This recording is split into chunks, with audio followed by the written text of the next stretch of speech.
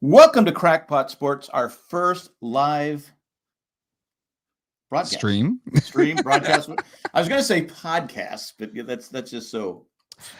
The term has become really loose now, where I think they still call these podcasts in a weird way, which I don't think that's true or fair or accurate. But yeah, I never know what to call it because I say live talk show, but I don't know. I don't know what it's called anymore.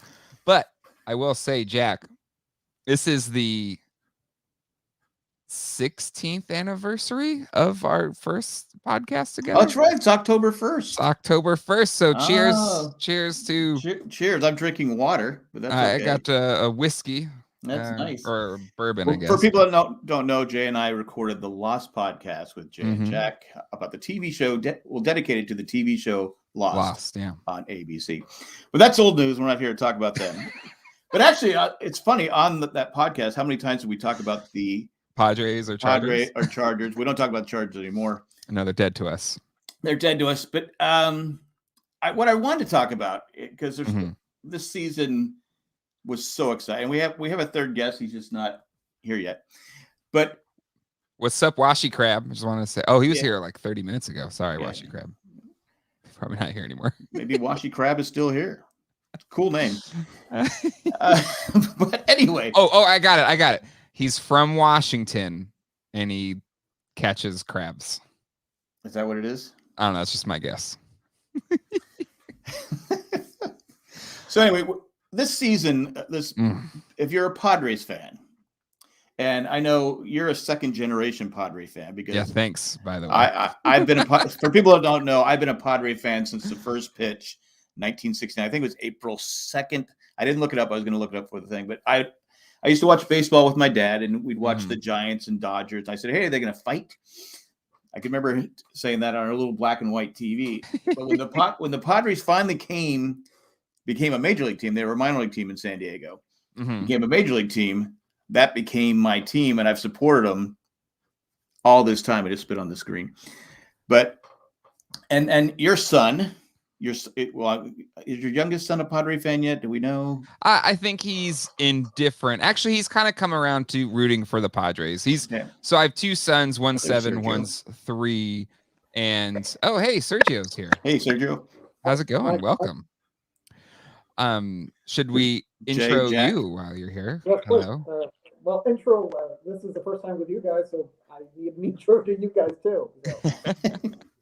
We were just babbling on about how I've been a Padre. We're talking about our Padre credentials. Jack's talking about how he's been a fan since pitch 1. And I looked it up, Jack. It's April 8th. April 8th. 1969. I thought it was April 2nd. But yeah, so from day 1, I've been a fan. So you can explain why I don't have any hair. Because I've been a Padre fan since day 1. So Sergio, what's your background as a Padre fan?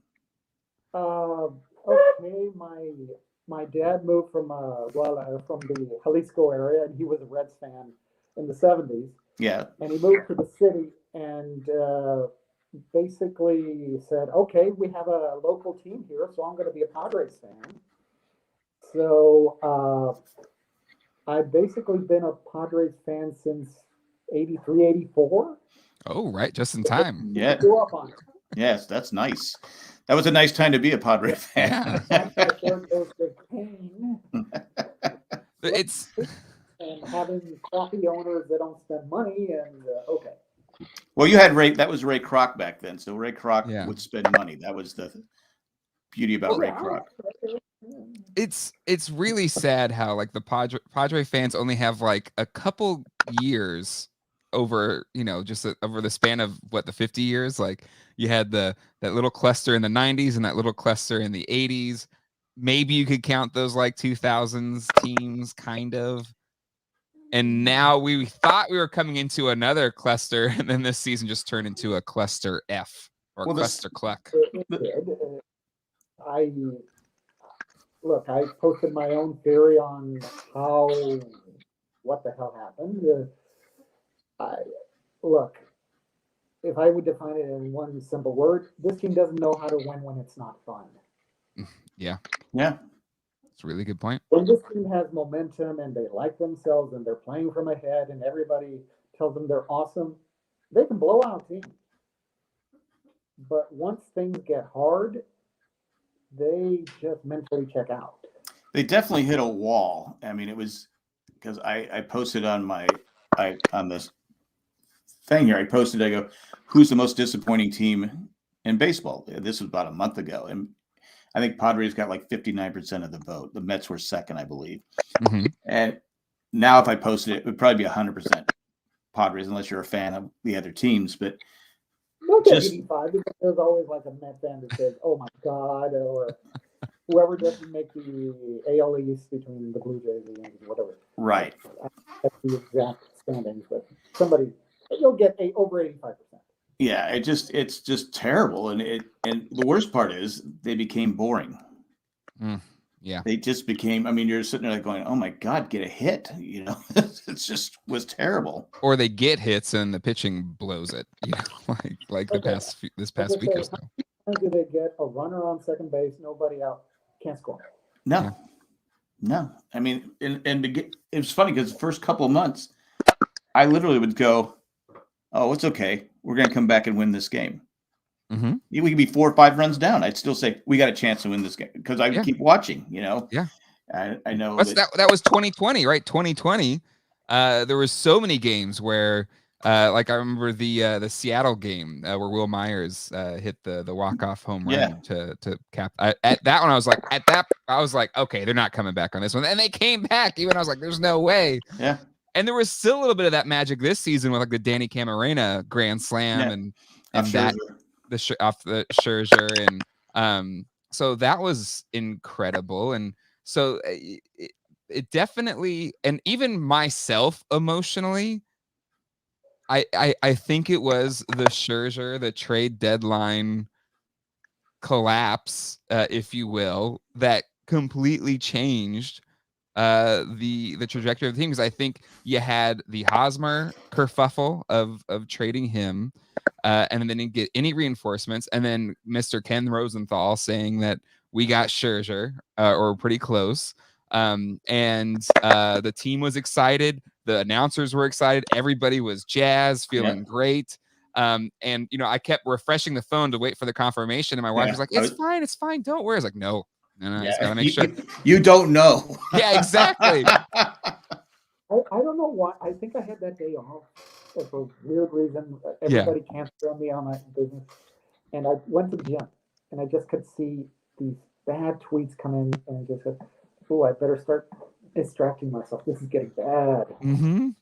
And the thing is, like, go ahead. There was 3 spots where I can notice the season started.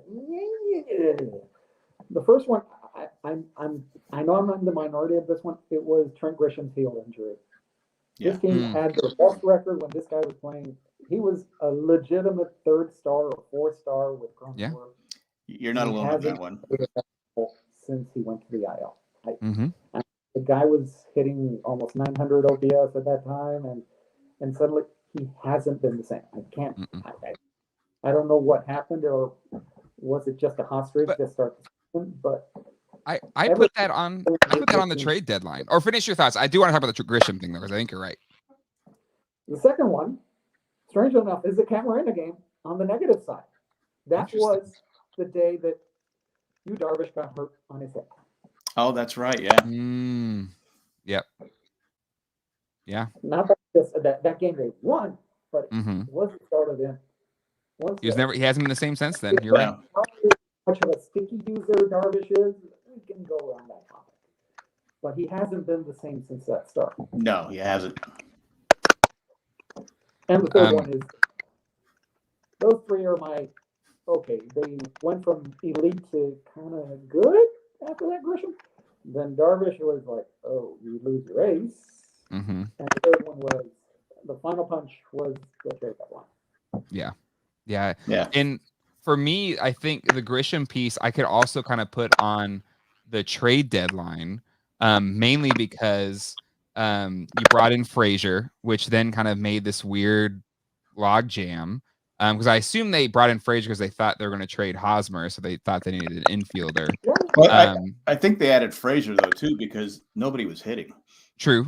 I mean, there's nothing wrong with having depth. I mean, but now that you brought Tatis in the outfield, then Grisham became like a platoon player. Yeah. And even in interviews as the season went on, he was ticked. He was really ticked about how they're moving him. And he seems like a person that needs to get in a rhythm to get going. You know, he has that golf swing approach, or the golf grip approach. And I think to me, just the team management this whole second half has been dreadful. And I think he is a byproduct of that, just his complete kind of flame out. Well, with Grisham, I think you have to have, I've said it 100 times, you got to keep him in there for his defense. Yeah, he's a gold glover, literally. Especially when you have pitchers who are just, every game seems like it's a bullpen game and you have tired pitchers. If he can make an out or make a catch, I mean. Look, we can go on Tingler's mistakes, but I thought they were babying starters too early in the season too much. They were using their relievers too much. And they kind of knew, this bullpen's going to get gassed. Yeah. Everyone was saying it. Everyone was saying it. But again, is that on Tingler or whatever their game plan management or Rothen's child, whatever his name is? But like, because you're right, everyone was saying is like, how can this staff, this bullpen staff, maintain the second half? And you're seeing it right now because they are gassed. They can't play crap right now. They're done. And they've been done for a while. I mean, it's. But yeah, that's the second half, really. The whole, we have to keep innings down. We're going from 60 to 162. But there is a point where I think you have to protect this modern baseball. You have to protect your bullpen if you think you're going to the playoffs. Yeah. And that was their strength. The bullpen, they were number one in the league up until about a month and a half ago. Yeah. Yep. I mean, there was times when they had Stammen go, he pitched like 3 days in a row. Then he started. Yeah. Like going, what the hell? Like, we're gonna stretch out Stammen to fill in. He's like 75 years old. I don't think that's possible. No. At least I think every fan base has to say Emilio Pagan, 8th inning. Yeah. Repeat. Let's do the torture one more time. Yeah. Like how many times? Like why? It's like the Dodger game is just like, oh, this looks fun. I tuned in as they got the 9-5 lead. I was like, okay, cool. And then Pagan, I'm like, dang it. Hurts so bad. And at what point do you say, okay, he doesn't have it? He doesn't have it tonight, but you kept him in there for 3 home runs, or was I think that was the 3 batter rule in that instance, I believe. He still went to 4th. He did go to the 4th. He did go to the 4th. Then just okay, you know what you say? Walk him. 4 pitches, just walk him because you don't. That's a good point. The problem with Pagan though is he just has no. Every pitch he throws is the same speed. His fastball, his slider, everything's the same. He needs an off-speed pitch. And also, like I agree with you, Sergio, he should not be pitching the 8th inning because he's not proven that he can do it. No. Bring him in a low leverage. Like, why didn't you flip it? Why didn't you bring him 6th inning, 7th inning, whatever it was? Like, why? I mean, he's not dominant, but how about pitching Pierce Johnson in the 8th inning? Yeah. He gets outs. Yeah. Melance's not dominant. He gets outs. Yeah. I mean, it's just been one thing after another. But I did want to start. So we'll start we think the changes have to be made, right? So we'll start with AJ Preller. Keep him. Well, he signed through 2026 or something? I'm in the minority. I think he is. Okay. Let me go a semi-long rant on this one. Sure. Okay. I think the guy is really good at finding talent. Oh, yeah. I think the guy, but the guy sucks at everything related to development. Yeah. But the problem is he only wants to hire Rangers guys. Yeah. Hired another one. So, look, I've been a consultant for Deloitte Touche. One of the things you have to learn it for companies is if somebody does something better in another company, steal it, poach it. Yeah. Yeah. And the Dodgers and Giants have figured that because they keep getting Rays people. Like, why are we getting let's poach some Rays people, darn it. Like, what the heck? And they'd probably come here because Or some A's people, A's and Rays. Let's go. Hey, Yeah, let's see what Cleveland did with Cal Quantrill. Maybe you want Yeah. to bring people to Cleveland to work on your starters. Yeah. they have a great record with starters. And I think I saw an interview with Cal Quantrill. Oh, sorry, go Bring ahead. them. So I'm not ready to give on Preller because the guy can find talent like a freaking maniac. People basically said the Padres system at the start of 2018, before Tati's rookie season, may have been the most talented system ever. They had 10 top 100 prospects on the pipeline for MLB. 10 out of 100. Yeah. The guy can find talent. Yep. The guy just needs, okay, dude, you're good at this, but there are parts of your record that you need to bring other people from other organizations that do other things better. Right. Exactly. But I think the problem there is, and I recently befriended somebody that worked in the Padres, worked for the Padres, and she's really close personal friends. Well, actually, I probably shouldn't say, but she has an inside scoop to a lot of things. And she says that Preller is like a mad genius, almost kind of like Beautiful Mind, like very just erratic, just nonstop, just always thinking and planning and scheming. Right. Yeah. And but she said the problem with that though is Seidler and co just kind of like do whatever you want. They don't really intervene, where the problem is somebody, no one's going to tell him that you need to bring in some people that aren't your friends because you're bad at this area. And if there is the tragic flaw for Preller is he isn't or maybe he wants too much control without acknowledging that you aren't good in these areas. Go take some people from the Rays, from Cleveland, wherever, that do the job better and bring them in. He just took a big slap in the face from the industry from Eno Saris and Rosenthal today. He basically was told, you suck at these parts of your job. Yeah. I mean, the old saying for Mike Tyson, everybody has a plan until you get punched. Yeah. He just got punched. Yeah. So he can whine like a baby and throw a hissy fit and say, I'm going to keep doing my shit. Or he can just say, okay, maybe you guys are right. I have to bring in people that are better than this. I don't know how he's going to react. I mean, I don't know him personally. Does he have a tremendous ego? I mean, is he like AJ Smith from the Charger days? No, I don't think, from what I have heard, I don't think it's that. I just think he's very just, again, a madman. Because just a mad look at the talent he traded away. I mean, but that's what you want. That's what you want to do, right? The Ryan Phillips quote explains everything. He has such arrogance in, what about the guys you traded? You will get more. Yeah, that is true. And, he probably can.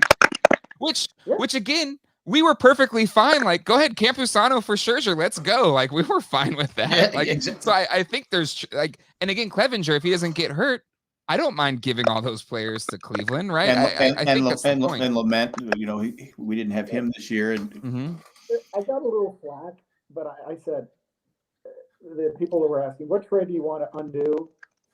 The strange one, the one that I did, because I've seen some of the videos, the Matt Brash one for Taylor Wayne, like, ooh, that one might be. Yeah, he's got some talent. That guy throws 97 to 100 and is ready to start by next year. Yeah. Yeah, another one's mine would be Ty France. I liked him when he was here. I didn't like the trade just because he's.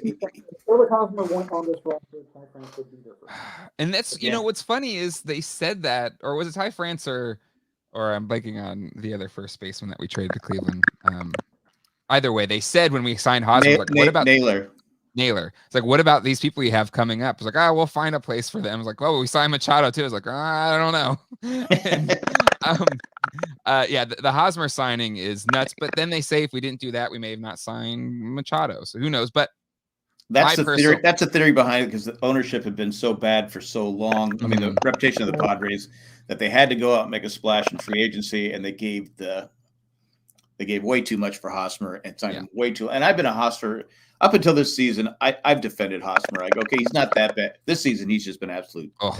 He's afraid of the ball. I mean, it's like a flinch every time. Oh my God, he's Oh. so beautiful to watch. Yeah. And even offensively, he's not great. But, no, he's my defensively. my favorite video, or it's not my favorite, but it's like of the situation is he while Cronenworth was at shortstop, he made this great play, threw it to Hosmer, and he was like behind the bag trying to catch it or something. Yes. And then you just look Cronenworth just looking at him like, what the F? Like, what are you doing? We had Kim yesterday. I didn't see yesterday's. If he stretches, it's an out. I mean, it was not a difficult scoop. I mean, it was like the easiest. And then you had 29 out of 30 first basemen make that play. Right. Yeah. And then Manny Machado a couple days ago was on his butt and threw to first base, and Hosmer didn't stretch. And so even Manny, you can see, I mean, first priority of the offseason. Eric Hosmer. Take yoga class. Now, okay. Here's my question, because I believe in regard to his anti-vaccination status, he said it would affect his fertility possibly. So maybe he's worried that a baseball hitting him could affect his fertility status, and that's why he's being really wear a cup. Wear a cup. So we're going back to Preller real quick. We're all for keeping him. Just put some talent around him, because he did. I was going to say, he built that amazing system. Let's just say, the man's been punched in his ego like seriously after this report by Saris and Rosenthal. I want to see how he reacts. I'll give him a year, at least my opinion. Yeah, no, a lot of people kick his ass and just say, "Okay, get the hell out of here." I mean, up until the All-Star break, he did put one of the most exciting teams. Yeah, the Padres have ever had. It just it all felt there was no once players started getting hurt, pitchers started getting hurt. There's nobody to back them up. There was literally no one in the minors that could come. I'm like, what about Webster Rivas? Come on. Okay, I'll actually give credit to somebody. I know my list of people who have blocked me is really small, and I'm giving credit to somebody who blocked me. I'm being a good guy here. Dave Szymborski said recently, the Padres, if you could do the chart on worst case scenario, best case scenario, they're on their like 9th percentile play. I mean, this is not like, if they're average, they're like a 91 team. They're at the 9%. Mm-hmm. He said, Morejon getting TJ, Darvish getting the hip injury, Snell having a 4.3 ERA, Padre having a 5 ERA. He said, all of this is so, and Myers regressing back to 750, and Hosmer defensively just going, bleh. We had Snell too. He finally started pitching great, and then he gets hurt. And I was at that game. I was at Dodger Stadium, really excited to see the Snell-Scherzer showdown, and it just turned out to be the Scherzer near perfect game. But Hosmer broke that up at least, so there's that. He broken up for like 3 no-hitters. Yeah. That's the one positive. Yeah, it's okay, we're keeping Preller, which I agree with. Let's move on to the one we really want to talk about. Can we talk about Tingler? Jayce Tingler. I think I'm going to say wait. I thought it was Trace Tingler. It's Jayce Tingler? Trace, Jayce, whatever you want to call him. Whatever the umpires want to call him. Quiet, Trace. I'm going to say this. I don't think it's all his fault, but he makes a lot of bonehead decisions. I hate going back to the Chargers. I'm no longer a Charger fan. I know, Sergio, you're no longer a Charger fan. Jay, I know you're no longer a Charger fan. I'm happily no longer a Charger fan. You're like the ex that still is obsessed with their ex and just like won't move on. But yeah, go ahead. I'm not going to move on until Spano sells the team. I know what their weaknesses are. That they'll never have fans, and I just enjoy just pointing it out. Yeah. Like putting shots of the crowd shots and I'll wait for Monday night. I kind of the only thing I want is admit you left for money. Profit a-hole and just I left for money. It's 100%. That's what it was for. Own it and say, "Oh, I know." They could have made more money if they just would have bought the land in Mission Valley and built their own stadium. But I don't want to get into the Chargers. Yeah. If you can give me that, and say, excuse the language, I was a chicken shit for not taking a exit press conference. Yeah. Oh yeah. He won't. He's not going to do that. He's a piece of crap.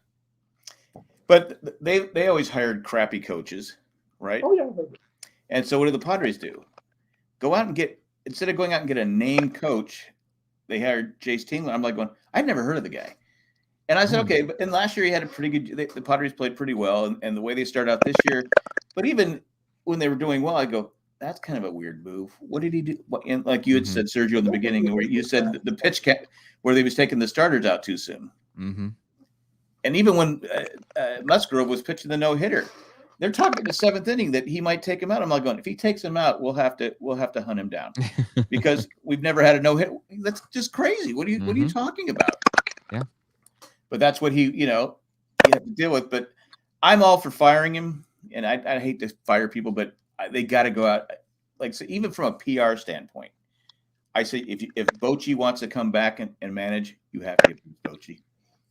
That would get excitement in the offseason. You don't even have to make another move. That would get fans, because you got what we were talking. Jay and I were talking before you came on that the Padres are like second in attendance in Major League Baseball, second or third. Well, you want to keep those fans, you can't keep Tingler.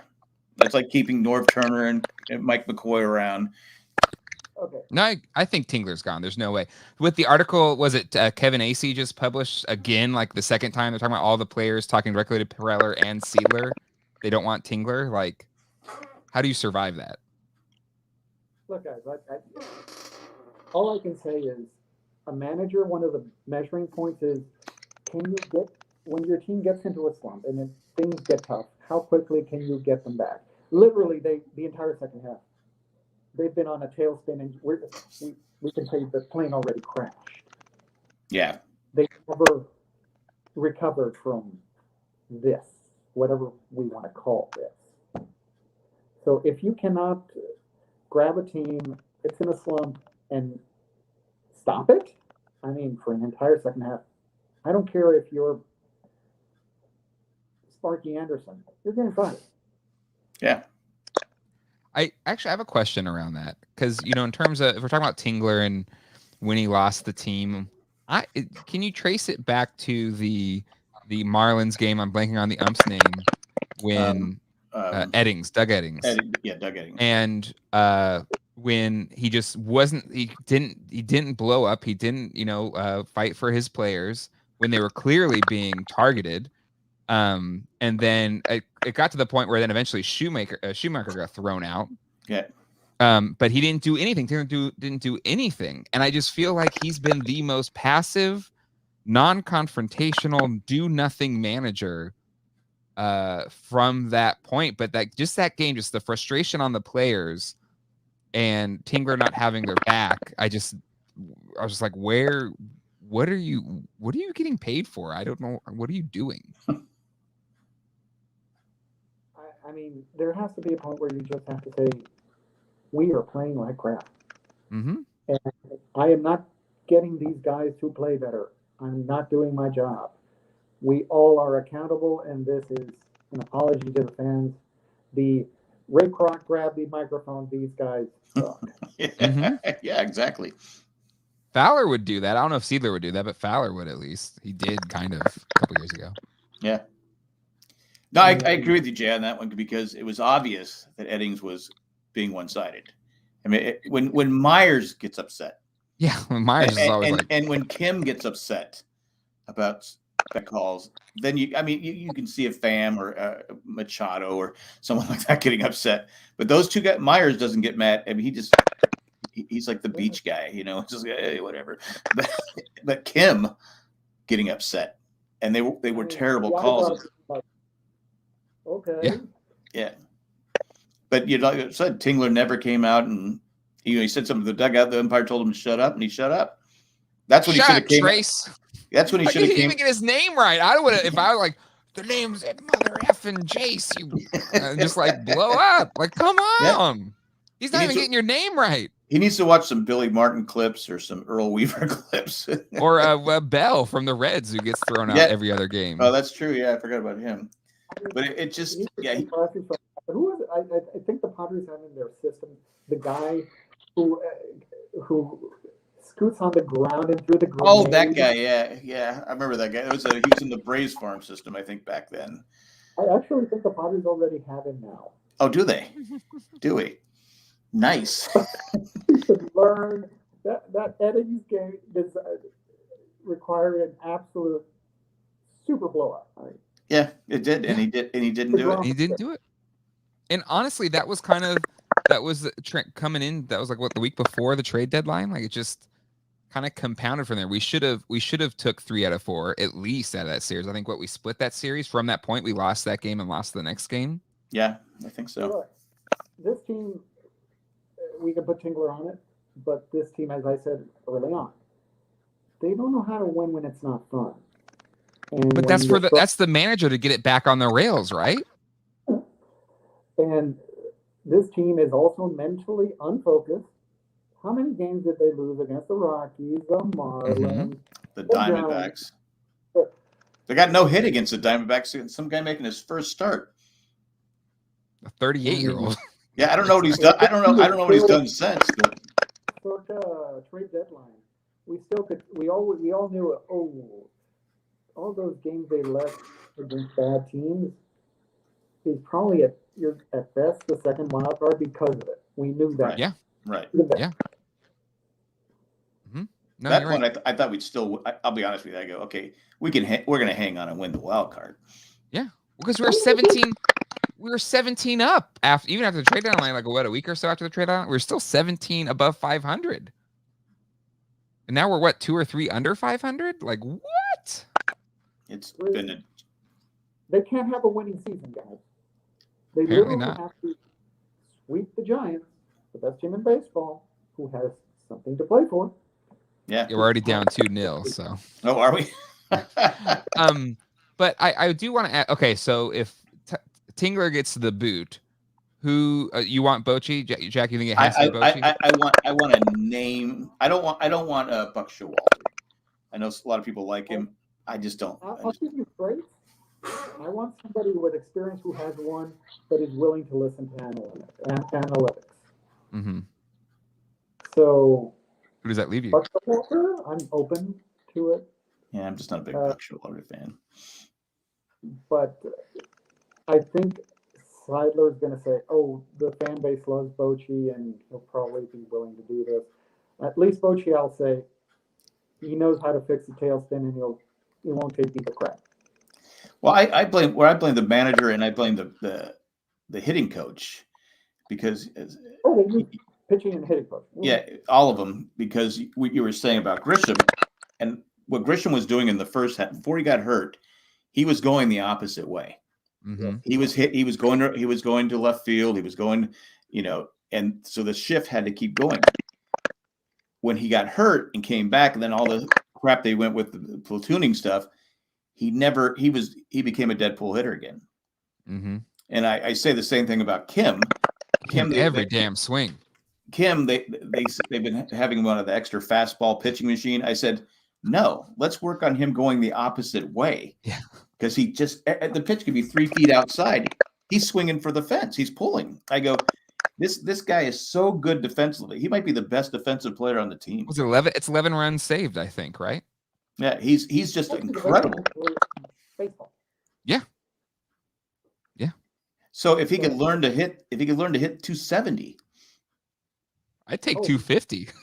I'd take 2. Well, see, the problem with Padre too, you look at him on the bench, he's hitting 200. Profar's hitting what, 220, 230. Yeah. Grish is at 240. Yeah, the bench is just there's no bench. No. Look, I posted this a few days ago, and I know it because nobody needs to be a genius. I know the first line in the scouting report against the Padres say, "Don't let Tatis and Machado beat you." The rest of the team sucks. Yeah. Yeah, pretty much. It's pretty and much you see that. You see that when, they put the Tatis and Machado together, like they'll just pitch around. So you can pitch around even 2 players. The pitch around. I mean, it's just like Yeah. What was that game where Tingler? It was the Dodger game where it went 16 innings and Tingler made a double switch, and so But nobody. But he put it behind. Was it Machado or Tatis? It was one of the two. And it was just like, and they just kept walking him. Yeah. And I go, God. Cronenworth and Machado like 3 times in a row. It was Cronenworth. Yeah. It just, like I said, there's some talent. You have Cronenworth, but I'm going to say something right now that's not going to be very popular. And I think another problem the Padres had is when Fernando came back from his injury, and they said, "Okay, we're going to put you in the outfield." And I've been a big push for. I think he would be a fantastic outfielder. I think he'd be an amazing outfielder because I think Cronenworth is a better shortstop. He's fundamentally Kim's the better shortstop, but Kim doesn't hit like Cronenworth. Yeah, that's true. And when he had the attitude, and I have no problem with if Tatis wants to play shortstop, I have no problem with that. He's a fantastic athlete. But when your team asks you, okay, because you look at who they had in the outfield, you had Pham, Myers, and Grisham. None of them were producing. So what would you do? They could have put Cronenworth in the outfield. I think he would have gone out there without complaining. But you need it. But you're also trying to protect Tatis from doing something stupid. Yeah, his shoulder. I mean, you have, and he was moping and he was pouting, and I think that's what the blow up was with Manny and Tatis, because he said it's not about you. You're talent. You're the face of baseball. You can't be going out there pouting because you're playing the outfield and you want to play shortstop. Well, he was already at short by that point. I know, but I'm saying that I think it was just that's. I think because this team lives off Tatis when he's energetic and he's playing.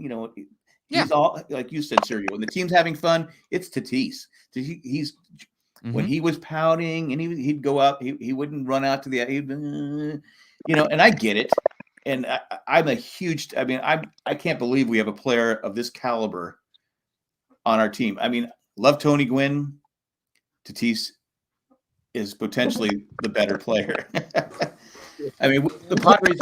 I'm just going to do the rest of the show, just holding this. Let's say that in the past, the Padres would have traded a guy like Tatis before paying him $340 million. Am I right? Absolutely. So I think that brought the club. When you have the guy that is he's the guy that stirs the drink. He's the straw that stirs the drink. He's the guy. And when he's moping, and I know a lot of it was the injury too, because when you're hurt, I feel like you're coming down hard on that. He's playing with a bum shoulder. How many players played with it? And like Chris Bryant. From himself. Let's be honest. What's that? Go ahead. You're coming a little low. He was moved to the outfield to be protected from himself. Yeah. From diving the ball. Right. But it just, to me, I mean, you look at Machado when Fernando got hurt his rookie season, Machado moved to short. He didn't complain. Well, he wanted to play short. I think that was like during the offseason or whatever before they signed. He said, I want to play short wherever I go. Yeah. Well, then he did move. But he plays third. He doesn't complain. Because he's arguably the best third baseman in baseball. I think he's better than Arenado this year. But he doesn't complain. What I'm saying is Myers. How many different positions Myers had on the team? I think he played third. He played first. Played all the outfield positions. I mean, I know he's not the superstar Tatis is. Cronenworth has played first, second, short, third. I think when you're a player and it's like, okay, do I want to win the World Series or do I want to play shortstop? I think you're being harsh about the shortstop thing. I think you're accurate about the moping thing because in the article, Kevin Acey, that kind of expose, it was after that Cardinals game. I think it was that Sunday where they basically said like the clubhouse is ticked off at Tingler because he didn't do anything, and Tatis had been kind of feeling the weight on his shoulders that he couldn't carry the team, and kind of felt like the playoffs were slipping away and it was hitting him hard. And he was moping. I think it was less to do about being in the outfield. Maybe that's part of it too. I'm just saying playing the outfield sucks. But you could see his body language when he was going out there. Just like it wasn't like it wasn't Fernando. He was moved in the outfield because of the shoulder situation. I would tell Fernando, you're back at shortstop once you get that surgery. But now we don't know if he's going to have this surgery. Yeah, he's kind of like whatever. I go, we're doing the Nelson Lament. A little history. A player who never gets criticized, Derek Jeter. let's be honest, A-Rod was a better defensive shortstop. If Derek Jeter were a super great teammate, okay, I moved to third because A-Rod's a better shortstop. Oh, no. He said, I'm the captain. This is my team. A-Rod, you go to third base. Yeah. That's petty. But A-Rod's a jerk. I have 14 years, 340 million. I'm playing shortstop. Yeah.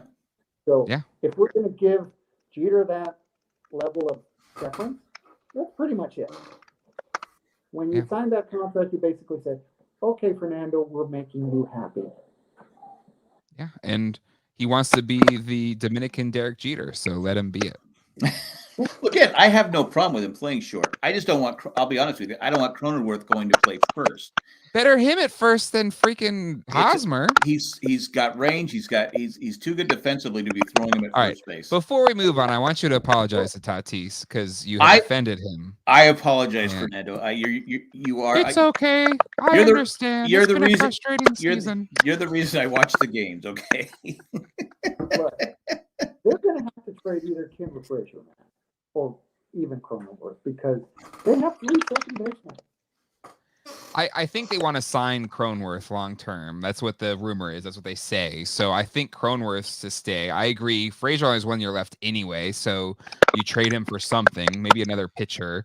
And then Kim, I think no one's gonna. What are you gonna get for him? You signed him for 3 or 4 years for 20 something million. You'd have to eat some of his contract, and we're already eating all these contracts. Let him hit more. Yeah, I mean, Kim is kind of like the perfect number 9 hitter with a DH team. Yeah, that's true. You know who's not? Hosmer. How do you get rid of Hosmer? Like if the Rangers wouldn't take him for Gallo, who they knew was going to stink in the second half, and he has. Look, to my understanding, the deal was Padres were going to pay 30 out of the 59 remaining. Well, they were going to pay the rest of this year, which was about 7, and 30 out of the 59 remaining. And they were going to throw in Robert Hassel, who's going to be about top 35 in baseball. Yeah, that would have been terrible. I didn't want to lose Hassel because I love Hassel. So the Padres were saving about $29 million. So that's what it required to and get into a Galaxy. But that didn't even work. That didn't work. Look. There are 4 paths to move Eric Hosmer. I mentioned 3 yesterday. There's actually 4. Number 1, DFA. Keith Law said, this guy has so little value. Bite the bullet, eat the 59, and just say, yeah. I mean, CJ Cron makes $1 million. Yeah. It's true. He's going to make CJ Cron, as good as he's been, he's going to make about $8 to $10 million next year, maybe 12. Yeah. If you could, DFA. Second one is eat, not including prospects. If you just, my theory has been eat 45, have some team look at Eric Hosmer as a 4-year, $14 million deal, and hope that is enough. I'll eat 45. And I'll save 14. Yeah. You can change the math if you add prospects, like they did with Hassel. But I don't want to do that. I agree. You keep Hassel. That's your right fielder, left fielder of the future. No, okay. That was 2. Did you do your 3 and 4? The three is. Let's say you call Arizona and say, hey, you have Mad Bum making ridiculous money. I'll send you Hosmer and $20 million, and you give me Mad Bum. So we have to give them $20 million because isn't Madison's making? But Madison's making bank though too, isn't he? Yes, he is, but it's still a worse deal. I mean, a first baseman is literally the worst defensive player in baseball is. Well, how many years does Madison have left in his contract? 3. 3. Okay. Well, my understanding. And he's still an innings eater, so. Even though he's not the pitcher he take- was a few years ago. And it's better than I freaking Arrieta. Yeah. It's better than Jake Arrieta. So we're spending somewhere between $10 to $20 million to Arizona and say, Bud, I'll take your bad deal, you take mine, and I'll even put in a little cherry on top. I like that. I like that. All right, that was 3. What is 4? So he's your DH, Bad. He's your DH. I can live. That's the worst case scenario, I think. I could actually live with him as DH as long as. Why? He's He not has no power. I'm just saying. He's a ground ball out 90% of the time. Hey, just because he hits it up the middle every play. Let me get on top of the ball every time. And this team has imploded with the grand leadership of Eric Hosmer. So he obviously isn't Mr. Leadership either. No. The coach is whatever you want to sell. I like the Madison trade. I like that. I like that a lot. They're worth. Yeah, I mean, I know a lot of people. Go ahead. There is like saying, "Oh, we'll send Eric Hosmer to the Washington Nationals and get $20 million and eat Patrick Corbin and Soto."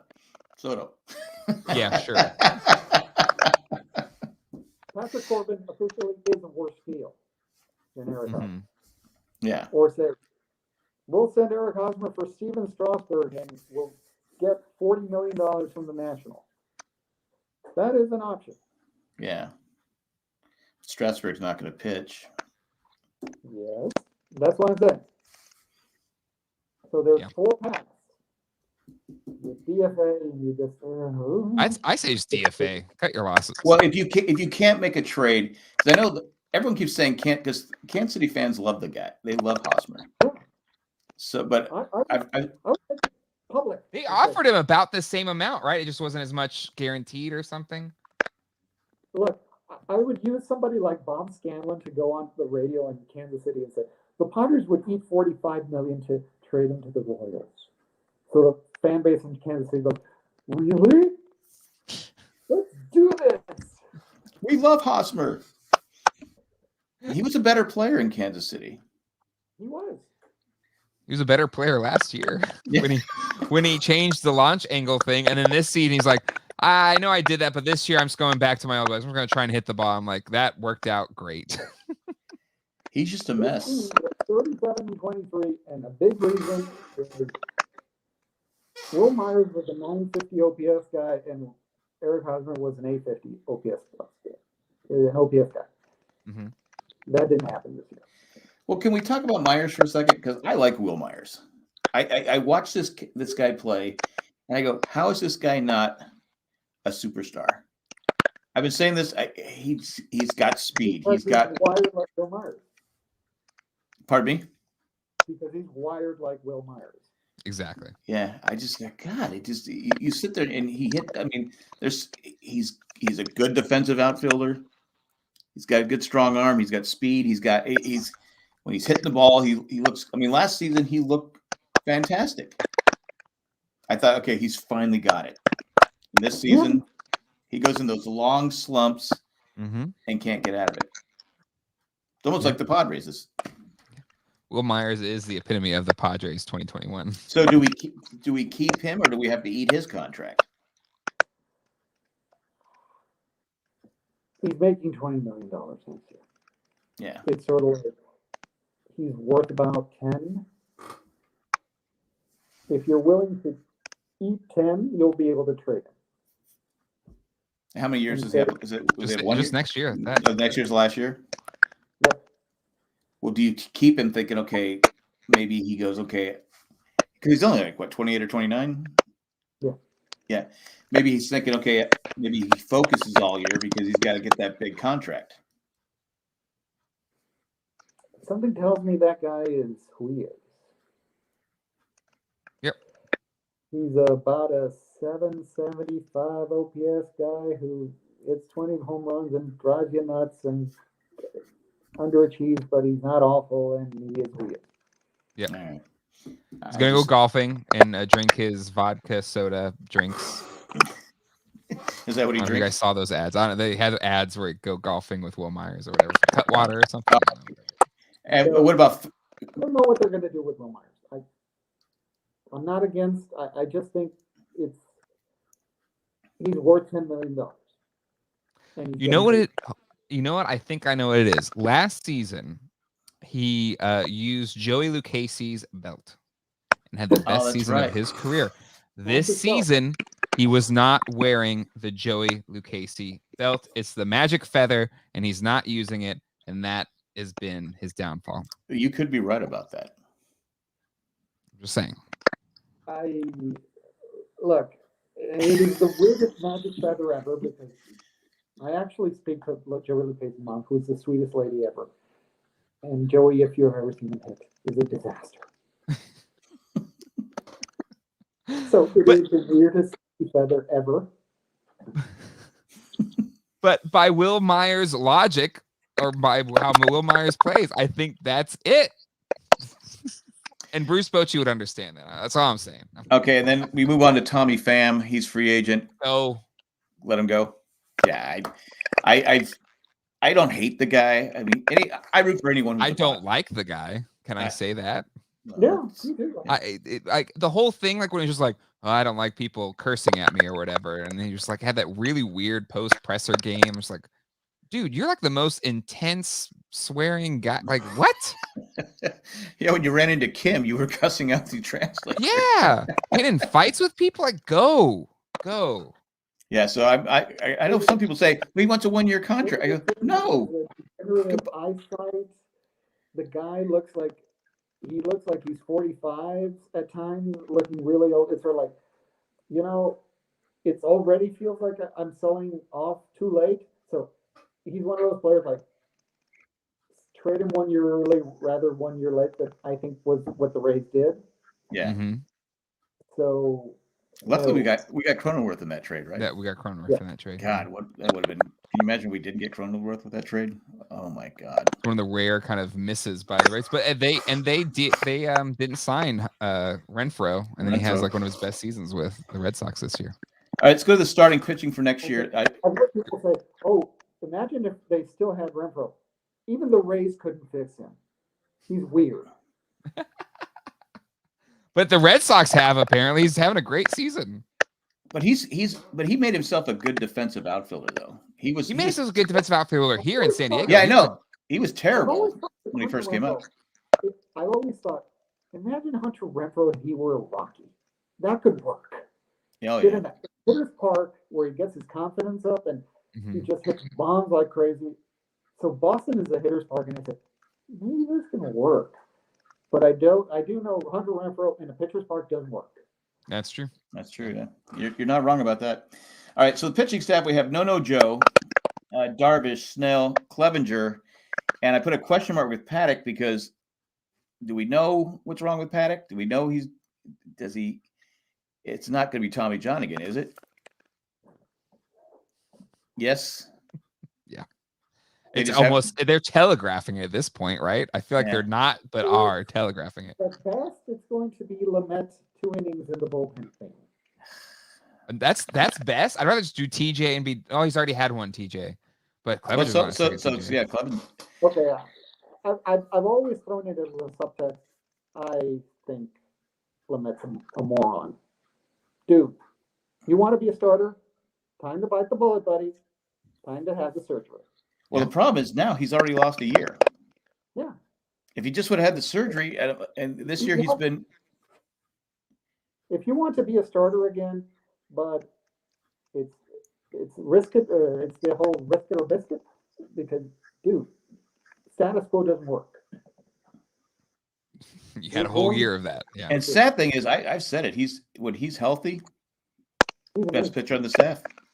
God, he was a Dodger killer last season. Yeah, a Dodger killer. He has such a heavy fastball. I mean, to be a Dodger killer and to be insane, he throws 89 mile per hour sliders 60% of the time with a repaired elbow, which pretty much means Tommy John surgery again. Yeah. So Paddock is in the offseason. I was saying, oh, he's fine, but you better drop that slider usage to about 35-40%. Yeah. So Paddock, we're not going to have him next year. But you need the surgery. Yeah. Yeah. You know who'd probably fix that? Bochy. I'm kidding. I feel like I feel like Bochy, like we all want him because there's this element of Be ready to be disappointed. I have a feeling it's Ron Washington because. And I'd be okay. You know what? I'd be okay should with have been that. Ron Washington a year ago or whatever. I would- but he had his past was a little bit Yeah, he had domestic violence. checkered. Yeah. Right. But come on, anytime Preller hires somebody, it's a Ranger. It's a Ranger. Yeah. I like some of the jokes we were going around. Hey, we're going to sign Nolan Ryan. If you read Twitter, all these people on Twitter was like, "Oh, these are the list of people we're going to get." Are they using like Jeff Foxworthy memes, or just like? Well, then we also have have a Ranger.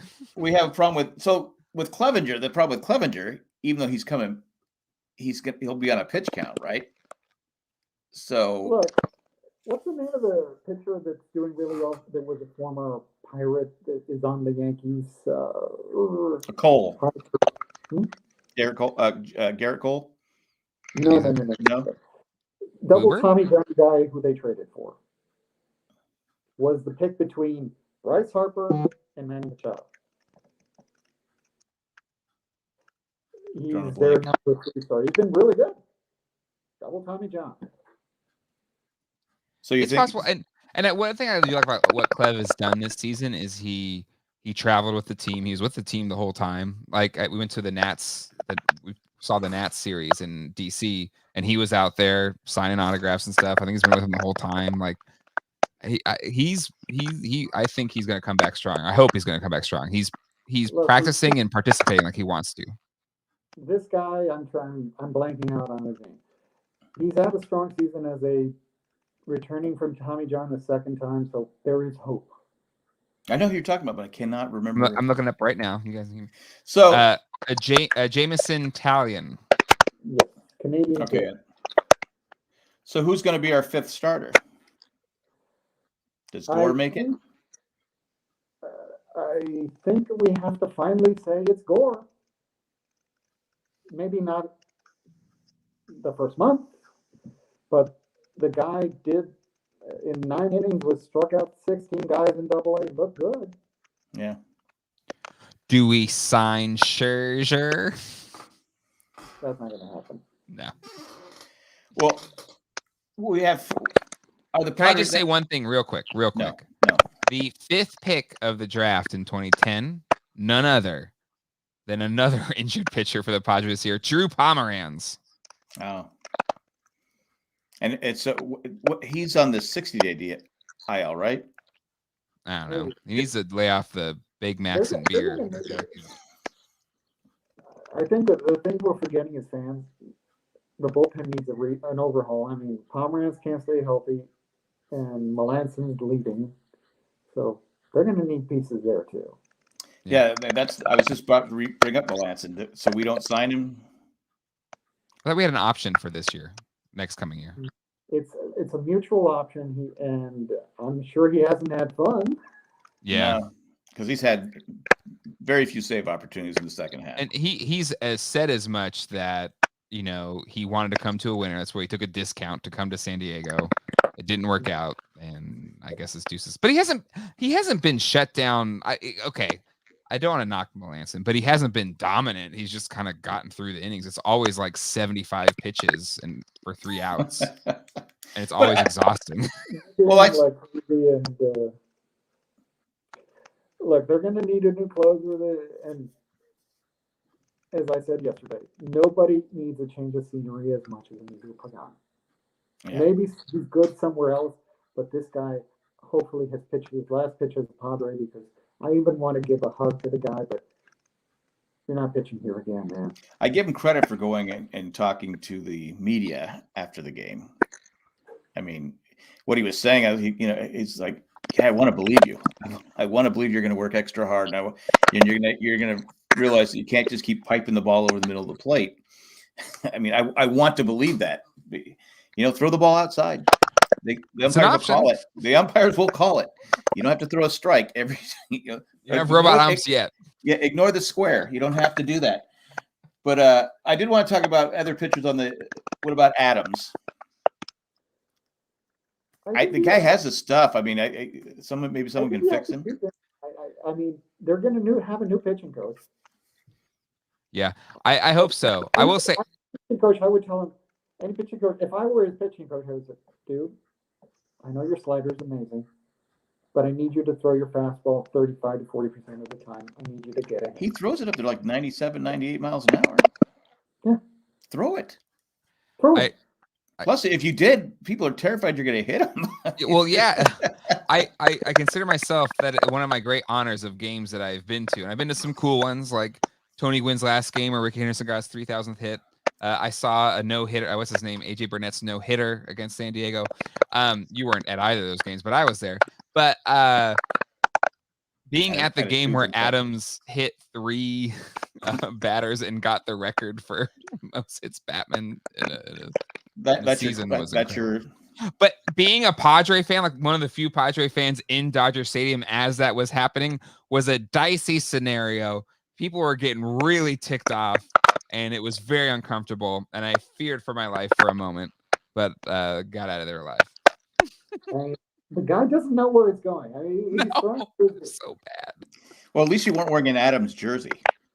That's true. I was wearing a Tatis jersey. And my friend that I went to the game with, he was wearing the Tatis All-Star jersey, and I was like, finally a use for these awful jerseys. Oh my God. No one would know that you're a Padre fan wearing one of those awful All-Star jerseys from this season. I know roster decisions, and you have to have them to the roster, but Pagan is struggling so bad. You can be creative and find a way to ascend Steve Wilson, who's throwing in AAA and has averaging 14 strikeouts. Right. And the guy they just drafted, who was the player of the year in the entire college baseball, Kevin Kopps, has an ERA under 1 and is a reliever, which is rather amazing. To be a reliever and win the player of the year for the entire nation. How about bring those guys on? Yeah, no, I agree. Plus, it'd be cheaper. Well, it'd be cheaper too, right? Putting less money in the bullpen, because that's my final thought is, what do we think is going to happen in free agency? Is because it's been fun the last few years. Depends on the cap, to be honest. I feel like the cap, if it's the 180 like they're talking about, we're toast. You mean the offseason is defined by Seidler. Seidler has to decide, what am I willing to do to get Hosmer and maybe Myers off my roster, because I have to eat money to do that.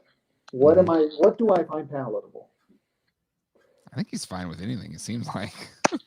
More than any Padre owner so far. But everybody has their limits. I mean, they're not the Dodgers. I mean, they don't have that. But I think they're seeing if it was I think they were 3rd in attendance this year. I think they're seeing the return on investment in terms of fan engagement. Look, I have a bad subtext about the Gallo thing. It makes me really nervous for the payroll, because they were willing to get Gallo, but only if they could get Hosmer off the books. Right. We wanted Gallo, and we're willing to add his money. It meant we're willing to get Gallo, but we need Hosmer off. Mm-hmm. Does that mean basically the payroll is maxed out right now? Which, again, I don't want to hit on too hard, because it's 6th in all of baseball, the Padres. I don't. But if you want to win and you have these 2 mistakes, you're going to have to eat money and probably raise the payroll a little bit. I agree. I do agree. But so you're saying getting Freeman a long shot? We're not getting Freeman. I think the ceiling is my hope I've been throwing out there.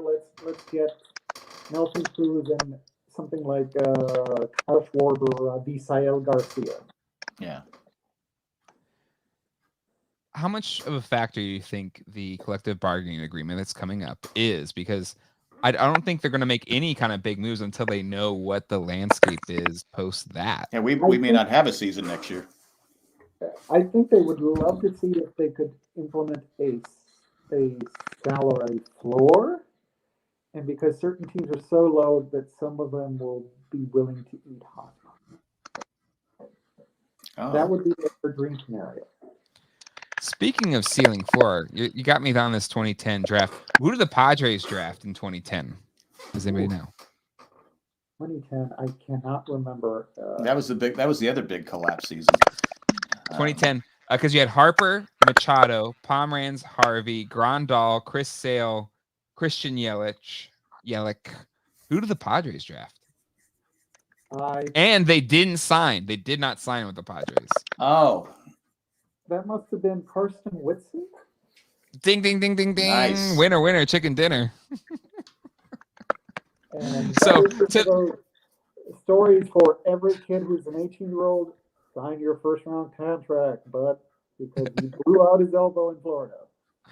Again, I think talking about Preller, or your earlier argument about Preller, I think the early, or at least the aughts years of Padres drafts, they draft well now. Even the two they got this, or the ones they got this year, are already pretty darn good players by the looks of it. So yeah, because that's one reason why I'd keep him, because like you said, Sergio, you remember the the Matt Bushes. You're sitting like. You're like going, come on! What? And they draft these. I mean, I can remember going back to Jimmy Jones and all.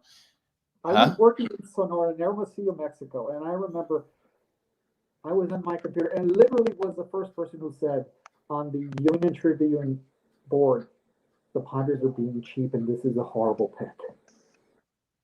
Yeah, it was. Time and time again. And not only that, he was a horrible person. I still remember that. I still, because it was Verlander and some other guys. Was it Weaver? They wanted before. Look, John Moores is two owners. Pre-divorce, he's probably the Padres' greatest owner. Post-divorce, he's one of the worst. Well, also he wanted a stadium too. He got a stadium. I know he got the stadium, and he did it the right way. But yeah, they had some bad. I remember they drafted Jimmy Jones, and they could have had Dwight Gooden. They drafted a guy named Ray Hayward. Could have had Roger Clemens. I mean, just these guys never amounted to crap. So I mean, that's why, because my dad had tremendous memory, like you're mentioning. Like he told me Jimmy Jones, and he said, and then I got to see Dwight Gooden. I said, that was a mistake, son. Yeah. They took Jimmy Jones ahead of Dwight Gooden. Yeah. Then they traded their best young player in years, Ted McReynolds, for garbage. Yeah. Well, Roberto Alomar, they should have never traded him, but I mean, they did get some good return. But hey, listen, Roberto Alomar is canceled now, so they were way ahead of the curve there on Roberto Alomar. Well, I know he's out of baseball, but he's done. He's toast. But as a player. Oh, he's one of the greatest players of all time. But he's. I don't know. I've never understood that one. It's sort of like, if you wanted a shortstop, just make Roberto a frickin' shortstop if it was such an urgency. Well, he didn't want to play short, wasn't that what it was? Because they had Baerga, and they wanted to put Baerga at second and Alomar at short. Well, they traded Alomar and then they traded Baerga. I'm like going, what are we doing here? So anyway, they were idiots. Yeah. It's look. The off season it will be defined. How much money does Siler want to spend more? Yeah. How much money is he willing to do the painful with Hosmer and maybe Myers? And that will define the rest of it. I mean, because payroll will tell you how much you can pursue to fill in the holes. And I'll be strangely optimistic. I think Abrams and Hassel, and if they can get Gore's mechanics in order, Gore can be max free. Mm-hmm. Yeah, that'd be nice. Be nice to have him. Hey, listen, Justin Upton, one of the greatest Padres of all time. Totally worth it. I'll be honest. At the time, I said, I don't even know who these guys are. Great trade. Look, I think they still can be good next year. Just this team got punched in the face today with that article by Saris and Rosenthal. But is that on The Athletic? I got to read that one. I haven't seen that one yet. basically he was that, as you said, what your friend said, that AJ Preller is surrounding himself with yes people. That AJ Preller is, strangely enough, for as beautiful mind, brilliant as he is basically just a scout. He doesn't do analytics. He doesn't do pitch shapes. He doesn't do taking the Rapsoda machine and saying, let's redesign your slider because the revolutions say this. That he needs to come up with the times for player development. Mm-hmm. Which we're all seeing, right? We're all Yeah. seeing that right now. And unfortunately, we're seeing that he's still hiring Rangers people. Yeah. God. Yeah, I thought it was a joke at first. I go, But that's where I, Sealer needs to be like, no, like you don't get a blank check. Like this season, your blank checkbook should be removed, and we're gonna put some people around you that are not yes people that are actually gonna do the things that we need. like you said, Sergio, we said 100 times, you're great at getting the talent. Look at the talent you've traded away. Yeah. They could be starters. They're starters on other teams. I mean, they could be starters with us. And, not saying they didn't get quality players for the players they traded. Most of the time they did. But still, you look at some of these trades, you go, God, geez, man. But he does have a knack for getting talent. He just needs to have someone, like you said, doing the development part. I mean, there's no reason these players shouldn't be more like a Cal Quantrill. There's no reason he couldn't have done that for us. I mean, he showed glimpses, but anyway, I don't know. That's all I got, guys. That is fair. Look, I got nothing else to say. A team has to hit rock bottom, and They did. look, me personally, I've known the rock bottom. I was a super fast person and had my personal experience of hitting rock bottom. I have to change my life. So I can't live like this anymore. I was a Clippers fan, so I know about rock bottom. I was 300 Anyway. So there is such a thing as hitting rock bottom and saying things must change. Mm-hmm. Well, I know Fernando came out today and said this team is just a few players away. They're just, and like I said, the first half of the season, there's no way I would have predicted that we'd be sitting here talking about how bad the Padres are. Yeah, no, but they hit this. I use the GIF from Top Gun, the plane that runs its engines turn off, and they just presence, and the engines never turn back on. No. Yep. Yeah, they're crashing and burning. It's a shame to see. But we'll love them anyway because they're. We'll love them anyway, but yeah. I mean, But I'm running out of time. They need to win one. Listen, you could die tomorrow and it won't matter. That's a great. I love that. That's nice. That makes me feel better. sad, man. Wow. If I could die tomorrow and it wouldn't matter. Yeah, they'd probably start a winning streak. I mean, I'm not saying it's you, but it feels like it's you. Well, my son gave me this hat, and he gave me the hat on August 11th. I don't want to say because that was your birthday. Yeah. I bought the hat in July when they were still a really good but I didn't get the hat until. Okay. You get to burn the hat. Don't burn the hat. It was a nice hat. Well, do you want the Padres to win or not? Listen, here's the thing. And Sergio, let me bring you in to a little story about curses. Will Myers, what was his great season? Was 2016 his All-Star season? And then I was like, okay, there's since Tony Gwynn, there hasn't really been anybody get a jersey for it, but I'm going to get a Will Myers jersey. So I get the Will Myers jersey.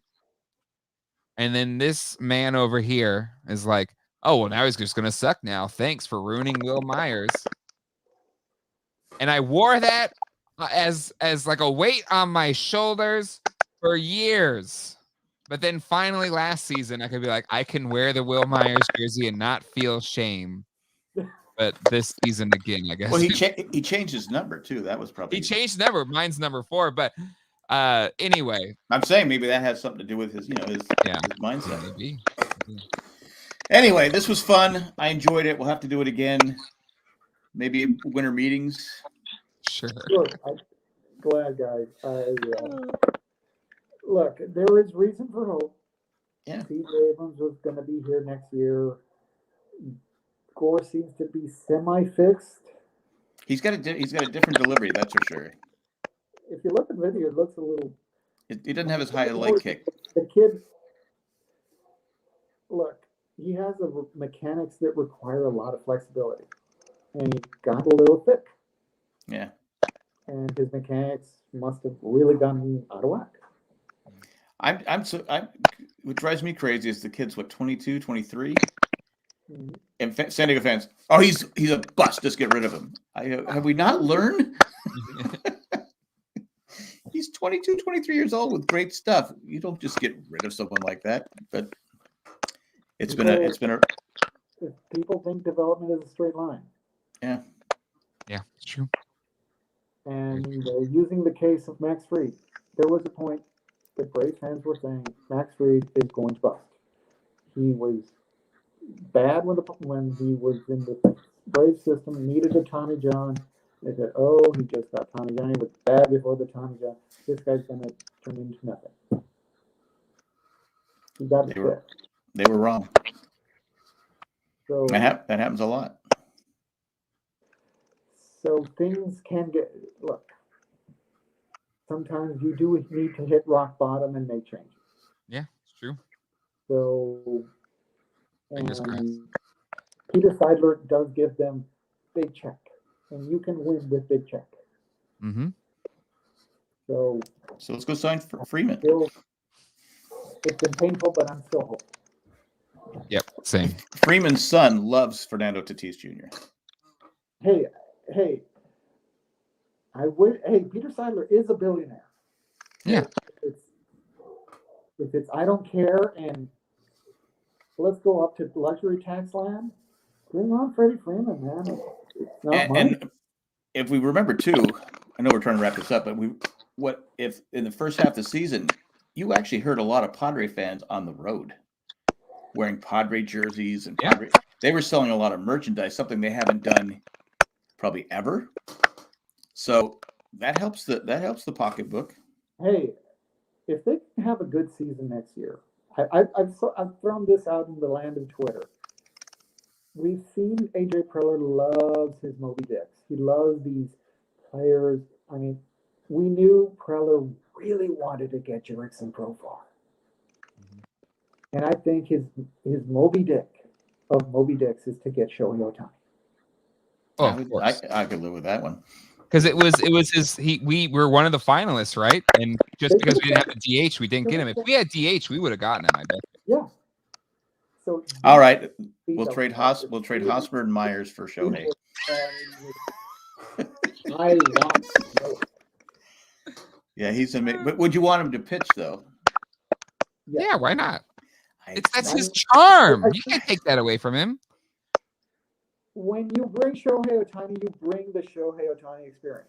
I know, but God, it just... Stop it. You want to put Tatis in the outfield. You want Shohei to stop pitching. Stop ruining some of the best players in the game. I'm trying to save their careers. No, you're not. Extend their careers. Tank them. I mean, Shohei Ohtani has said, I came to Major League Baseball because I want to be a two-way player. Yeah. Mm-hmm. Yep. Yeah, I get it. So stop. If you bring him in, you understand. It's the full ride. He would be a good fifth starter.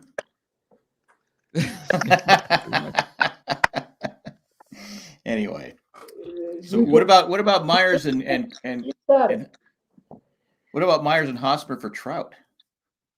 Sure. Why would the Angels do that? Because they want to get rid of Trout's contract. Guy had a hangnail this season, right? Couldn't finish it out. Whoa.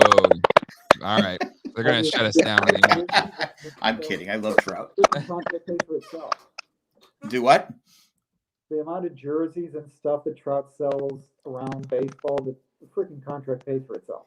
Yeah. Same I'm with just kidding. Tatis as well. I'm just kidding because Anyway, he's a fantastic player. He just can't stay healthy. Last few years. that's usually what happens when you use steroids.